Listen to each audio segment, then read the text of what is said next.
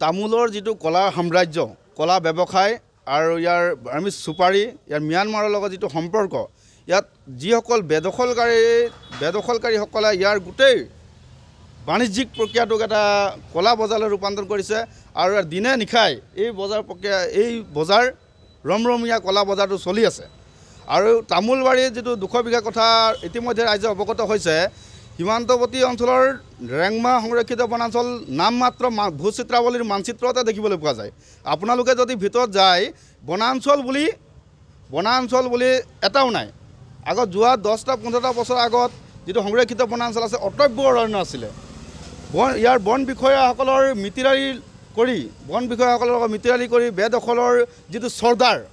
বেদখলকাৰী যিটো চৰ্দাৰ তেওঁলোকে মিলি ইয়াত বেদখল কৰি কিন্তু ইয়াৰ যিটো জনবিন্যাস আৰু জনগাঁথনিৰ ইয়াৰ ব্যাপক প্ৰভাৱ পৰিছে।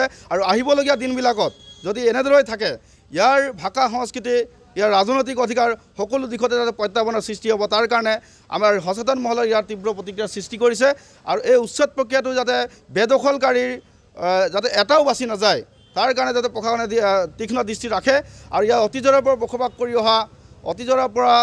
বসবাস কৰি অহা যিসকল খিলঞ্জীয়া লোক আছে, জনজাতীয় লোক আছে, তেওঁলোকৰ ওপৰত যাতে এটা প্ৰভাৱ নপৰে, তাৰ কাৰণে প্ৰশাসনে দৃষ্টি ৰাখিব। 40-50টাতকৈ অধিক তামোলৰ ফেক্টৰী আছে কি ক'ব?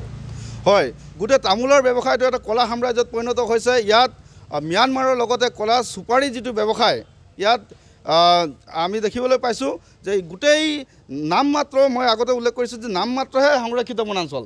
ইয়াত বনাঞ্চল আচলতে তামোলৰ বাগানলৈ ৰূপান্তৰিত হৈছে। কাৰ ছত্ৰছায়াত হৈছে, কাৰ পৃষ্ঠপোষকতাত হৈছে, এইটো আচলতে তদন্ত আওতালৈ আনিব লাগে। আৰু ইয়াত বেদখলকাৰীসকলে যাতে ইয়াত যোৱা কিছু বছৰৰ আগতে কোনে সংস্থাপন দিলে, কাৰ ৰাজনৈতিক স্বাৰ্থ সিদ্ধিৰ কাৰণে ইয়াত সংস্থাপন দিছে, সেইটো কিন্তু তদন্ত কৰিব লাগে। তামোল ফেক্টৰী আছে নেকি? আছে, নিশ্চিতভাৱে আছে। তামোল ফেক্টৰী ব্যাগম এটা বিশাল তামোল ফেক্টৰী কেইবাটাও আছে। ভিতৰত আপোনালোকে গ'লে এইখিনি তথ্য লাভ কৰিব। আমি দেখি অহা তামোল ফেক্টৰীবিলাকত ইয়াত কুখ্যাত কলা বজাৰৰ সাম্ৰাজ্য গঢ়ি তেওঁলোকে অৰ্থনৈতিকভাৱে স্বাৱলম্বী হৈছে, কিন্তু ইয়াৰ খিলঞ্জীয়া লোকসকলে পানীত হাঁহ নচৰা অৱস্থা হৈছে। এই লোকসকল ধিং ৰূপহী, তেওঁলোকে নামতে ধিং ৰূপহী বুলি কয়। তেওঁলোকৰ কথা বতৰা, যেতিয়া আমি কথা বতৰা তেওঁলোকৰ লগত মত বিনিময় কৰোঁ, তেওঁলোকৰ লগত এনেকুৱা অনুমান হয় তেওঁলোকে সম্পূৰ্ণ পূৰ্ববংগীয় লোক। তেওঁলোকে অসমীয়া ভাষাৰ উচ্চাৰণো কৰিব তেওঁলোকে নাজানে।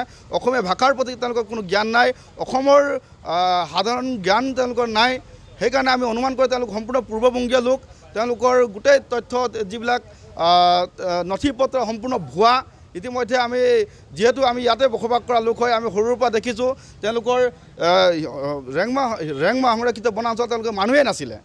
অপ্ৰিয় সত্য কথা, যোৱা 20টা বছৰ 15টা বছৰৰ ভিতৰতে তেওঁলোকে আহি নিশাটোৰ ভিতৰতে তেওঁলোকে আৰু বাছৰ তেওঁলোকে সদায় নিতৌ অহা যোৱা কৰে। আপোনালোকে যেতিয়া পঞ্চায়ত নিৰ্বাচনক বিধানসভা নিৰ্বাচন হ'ব, তেতিয়ালৈকে এই ব্যক্তিসকল কিন্তু ইয়াত নাথাকে।